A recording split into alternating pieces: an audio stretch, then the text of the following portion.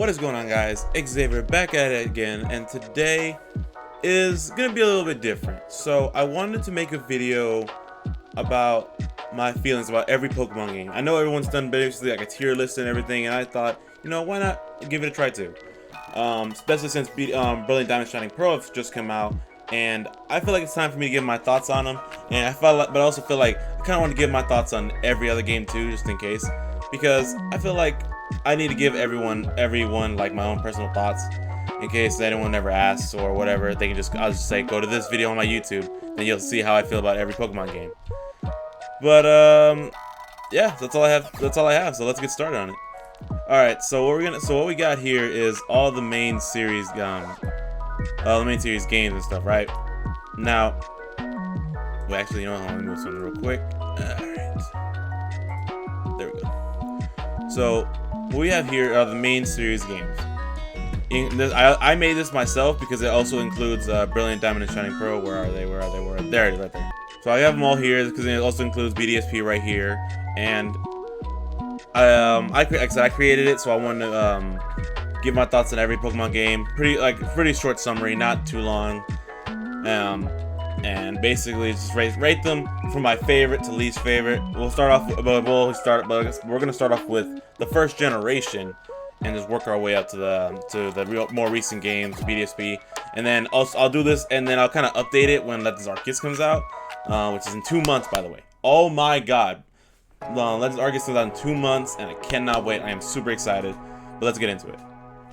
So the first thing we're gonna do is the first generation, which is Pokemon Red and Blue. Now I never played Pokemon Blue. I played Pokemon Red because my friend had it, and he let me play it for a little bit. Now the reason why I made him like this is because if you played one game, you basically played the other. The only difference is mostly like the box art Pokemon you have. That's basically all it is. So that's why I made it like this. And since Red and Blue don't have like box art legendaries, they're not really, very much different, except for like the version exclusive. But that's beside the point. I'm gonna give these games a solid C, because do not get me wrong, the first generation Pokemon will always hold a special place in my heart and everyone's heart.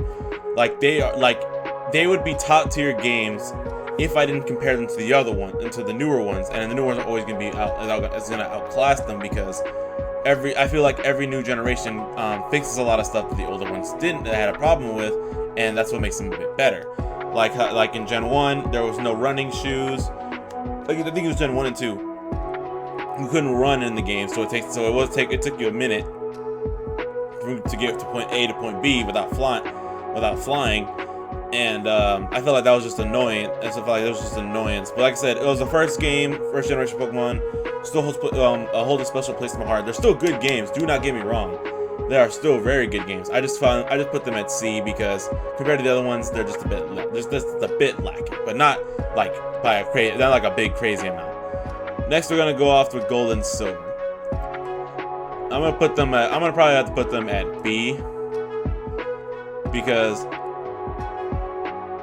Okay, secondly, I actually have to put them at D because I actually have not played Gold and Silver. I played Crystal. I played Heart Gold and Soul Silver, and I played Crystal. So maybe I can put them at the same. Maybe I'll put them up here. I'll probably put them at B because they're not as good. They're probably most likely not as good as obviously their remakes, which are definitely S ranked. Like that's no debating on that part. Also, let's go back to the Fire Red and Leaf Green. Definitely a bit better than Red and Blue. Like I said, basically the same premise, only just a few life improvements in the games, I guess you can say. Other than that, I feel like this is fair right now. Red and Blue at C, Gold and Silver B. I haven't played these two, but I played their remakes, and I'm pretty sure they're just as good. Saying how they're remakes. And then we go to Fire Red and Leaf Green, basically the same game as these two. Just a few things added that makes them a bit better. Then we go off to Generation 3. Now, I actually did play Sapphire. But and then I also played Omega Ruby. Omega Ruby and Alpha Sapphire. Both great games, honestly. all great games. I feel there's, obviously the remakes are going to be better than the originals because of so many improvements from the originals. Like, they added Mega Evolution, the graphics are better, all the little, basically the little stuff. Because basically they're almost the exact same game, just a few different details that are changed here and there. Especially since they have, but the biggest thing for these games is because they have the Delta episode, which is added Rayquaza content and everything. That is also very good. So that's why those three, that's why Red, Ruby, and Sapphire are at B, but their remakes are at A. Next we have Pokemon Emerald. Emerald is about the same as Omega Ruby and Alpha Sapphire. Great Gen 3 games all around. Especially with the story of how Rayquaza is always the one to quell Groudon and Kyogre, and the way he comes in, it just says "Stop it!" He just basically yells at them like he's their daddy and tells them to piss off, go back to their rooms. And then the fact that you also battle both evil teams is so much better than the originals. That's why I always love the idea of a third game in the Pokemon series, because they had Red, Blue. Oh, I also forgot. I forgot to put Yellow. Yellow is also another one. Yellow's gonna be at C with the same ones. Just like I said, Red, Blue, and Yellow, all pretty much the same. The only thing you get is Pikachu added, and you get the starters too. So I'm just not gonna. But they're basically the same. And where's Crystal too? So Crystal's just a bit better than Gold and Silver, but not by much to me. So, so they're all right here. Next we have so back when I was saying about the Gen 3 games, they're all good. The Emerald was the obviously better enhanced version because it's the third game. I missed that in Pokemon games where they add a third enhanced version, not just version exclusive enhanced versions. We'll get to those in a minute. But next off we have Diamond and Pearl. Now these games are whole special. Now these games I'm gonna be a bit biased on because I'm trying not to be biased because Pokemon Diamond was my very first Pokemon game ever. I owned Pokemon Diamond. It was my first game I ever owned for myself. I loved it. Played that game. I tore that game apart and I played it till it stopped working. And I just love it. I love Gen 4 and I love these games. And then, Platinum is obviously going to be up here because it's the enhanced version of these already great games. People had problems with these games mostly because of the decks and the Platinum content the Platinum content plus the decks being fixed made Platinum so much better. And now we go to Brilliant Diamond, Shining Pearl. I put them with the same level as Diamond and Pearl. They're actually a bit better because, like I said, they fixed a few things that obviously the originals had problems with, but they're still really good games either way. Like I still love them.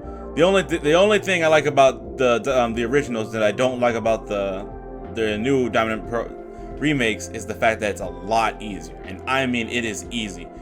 I went into this game and plowed through the league like it was nobody's business. I actually that's not completely true because I almost lost to the first Elite Four member because of his bug types. He beat like 4 of my team members, but I still beat him. And then after that, I just kind of sweep through the other Elite Four members. Even Cynthia wasn't a problem. My team was so over leveled because of the EXP share. That was probably the biggest thing. The EXP share is kind of broken, and so is the friendship thing in Brilliant Diamond and Shining Pearl. So that's why that's the difficulty in these games are not great, and you have to literally make it harder on yourself so they can be on the same level, or if not better than these games, because the game actually might be pretty harder. Might be harder if you turn off the experience share. I mean, if you were able to turn off the experience share, or if you just don't play with friendship on, right? Just don't make your Pokemon follow you. But anyway, but they're still pretty good games. Like if I had to rate. Like I said, I just put these just a bit higher than the originals, but it's definitely, these games were nowhere near as good as Platinum. The Underground though, love the Underground. The Underground beats both Platinum and the original Diamond and Pearl games. I love the Underground. That was great idea. Next up we have Gen 5. Where the heck are they? There you go. Black and White. Black and White were great games too. Like they had a very good, like it was one of the games that had like a really compelling story. Really good character development with a lot of the other characters like Bianca and Sharon, who they weren't like bad rivals, but they weren't like the best ones.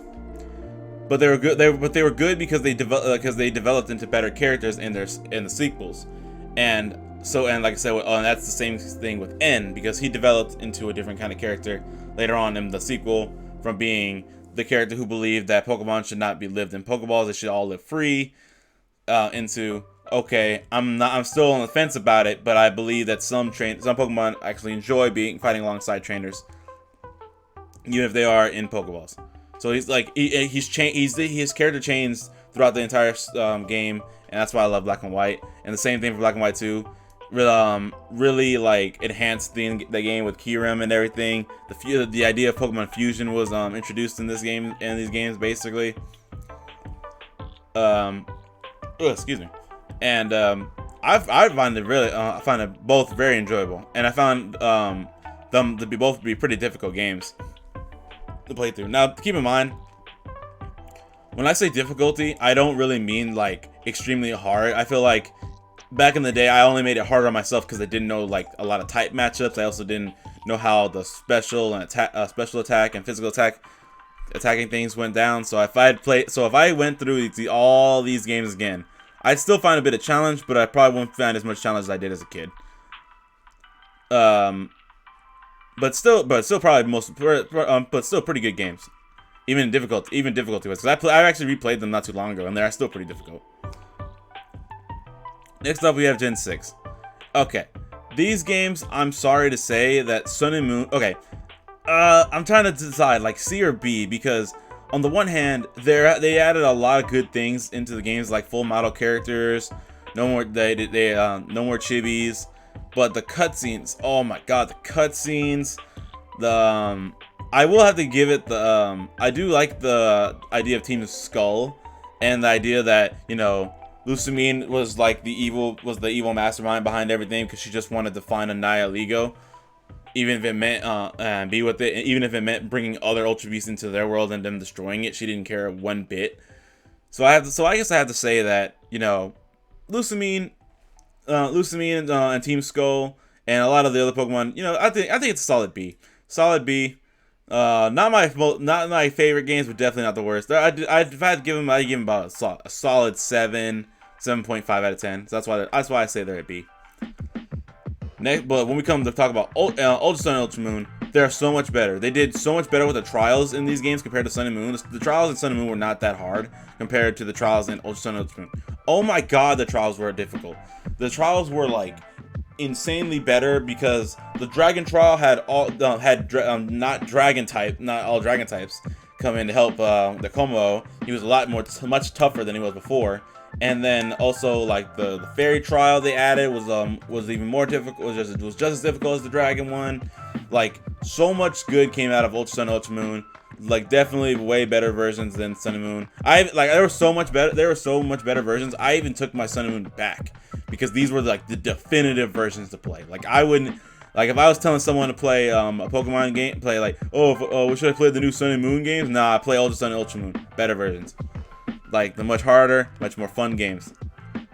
The big downside of these games is still their freaking cutscenes. That is a big problem for me, because their cutscenes they're ridiculous. Now, these games I'm about to come off pretty harsh, but I think I'm gonna have to give Let's Go Pikachu, Let's Go Eevee a D. Now, I don't want to come off too bad about these games. You know, I'll give it a C, just solid, low C. Here's my biggest problem with these games. Let's Go Pikachu, Let's Go Eevee are to me the worst Pokemon games in the series. I like them, but they are most likely the worst to me, because of so many reasons. One, the rival is complete garbage, just like how it was in Sun and Moon and Ultra Sun and Ultra Moon. I don't like the friendly rivals. Like, you can be like, Barry is a friendly rival, but he's also he's like more of a competitive one. And he's funny, he's cool. Even Brilliant Diamond Shining Pearl is exactly how he was in the originals. Funny, cool, competitive, and wants to become the champion. And you just felt good battling him. But not the rival and Let's Go, compared to Blue, who was insanely always rude to us. Yeah, but we always feel better after beating him, even though he's talked so much crap. And then there's also the fact that they forced us to catch Pokemon in order to level up our Pokemon faster, and a better way. Because if you tried going into battle the gym leaders with just battling the trainers, you will fail. You will not win those battles at all because because the trainers in the Let's Go games do not give you enough experience. You have to actually go out and catch Pokemon and wait until they give you a bit of and keep catching Pokemon consistently, and they'll give you a boost in experience and boost them up to where they're higher enough to defeat the gym leaders. I almost lost to Misty, the second gym leader, because my Pokemon were not high enough level, and I battled all the trainers that I could so far. Like, what am I supposed to, like, I cannot believe that. It makes no sense. And I hate it. I hate when games take away player choices. Like, you should not have to be forced to go out and catch Pokemon in order to battle the gym leaders. You should you should only have to battle the trainers.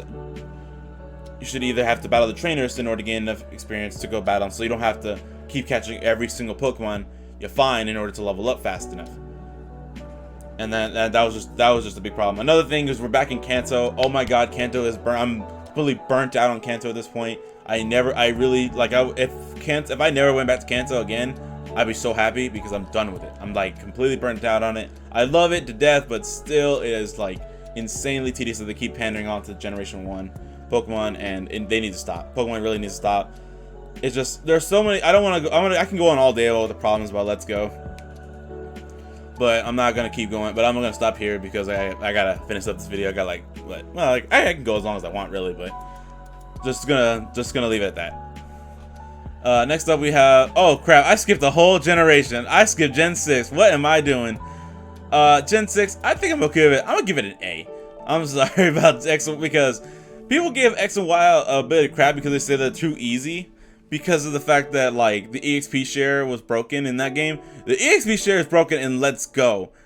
It's broken in Let's Go and BDSP. Sword and Shield did better with the EXP share than any other game that does that. Like Omega Ruby and Alpha Sapphire, X and Y were not broken. All you had to do was just turn it off, or just turn it on when you feel like grinding your Pokemon just a bit, and then you can turn it off. Then you can turn it off and just let that Pokemon grind up by itself. That's all that you had to do. But the games are actually more difficult if you do a few things. If you just take a few things off, like don't spam Mega Evolution every time you have your Mega Evolve, a Pokemon that can Mega Evolve in battle. Like you just have, like, Pokemon games aren't meant to be super difficult because they're supposed to be played for kids. So you have to put restrictions on yourself during these games. And if you do, it makes the game a lot more difficult and a bit more fun. More fun for the more hardcore fans. That's why I believe they're at least A, because difficulty wise, I struggled with the Elite Four and X and Y when I first played through it. Even with my Mega Lucario, I still couldn't do it. I had to break down and go use Xerneas in order to beat the league. But not playing it now, I can beat it without. I can play it without, because again, I was like 12 when I played X and Y, and I didn't know a lot about type. I still didn't know a bit more, but I still knew less about type matchups, and also resistances, immunities, and again how special and attacking moves worked. You know, just a lot of things that I didn't know about in Pokemon. I was still basically like a novice, even though I was 12 years old, and I've been playing the game for years. I've been playing and watching the games for years and all that stuff. So that's why I feel like these games are still very challenging. You just gotta do it. You just gotta make them challenging. So, like, restrict yourself with Mega Evolution by only battling people who can use Mega Evolution, right? And turn off the XP share when you don't feel like grinding. When you don't want all your Pokemon getting experience, but turn it on when you need to grind. And then so yeah, they're still good games in my opinion. If they had a better post game, I'd probably they can definitely go up to S, but they're not. But they don't. So I can't really say. I think I'm also gonna give. I'm also gonna move Emerald up, because Emerald is actually still pretty good and actually a lot better than the other ones, especially with the main game and a bit of the post game. I never did the Battle Frontier, so I'm not gonna say that because I don't care about the Battle Frontier. But still pretty good games. So like these games are up here, S tier. They deserve it. Next we go off to Sword and Shield. Now I would have probably put Sword and Shield at B if it never came out with DLC. because they're great. They're solid 8 out of 10 games in the base of it. But with the DLC, there are A tier for sure. Like, these games were so much better because they added post game with the DLC, and the DLC was crazy because you not only got to raise a cub fu in order to become a stronger legendary, but you in the Isle of Armor you also battled Mustard, who was a former champion, and like learned a bit more lore about Leon, like who taught him how he became so strong. And then in the Crown Tundra you learn a bit more about Chairman Rose, about his family, about Peony, who also was a champion, I think, right? And you know, and then you find about his Calyrex and figuring out that it was like the ruler of Galar for a time. You know, it's just like so much lore they added in. There was so much stuff they added into those games that made it so much better, and they also made each part of the DLC like wild areas, so you can still free roam with the camera, which is basically gonna be the same way in Pokemon Legends Arceus, and I love that. So that's why I believe that Sword and Shield are at least A, or at least are B with by themselves, because the story is very lackluster. That is my biggest problem with it. Is the story is a bit lackluster, and also you can't turn off the XP share. But like I said, they did a better job with it in this one. But by its base game, Sword and Shield, B. But with the DLC, it's an A. And that's it. This is how this is the final results. Pokemon Red and Blue, C, Yellow, C. The Let's Go game, C. I'm being generous by putting it C. I could put it D if I wanted to, but I won't do that. B for Pokemon Crystal.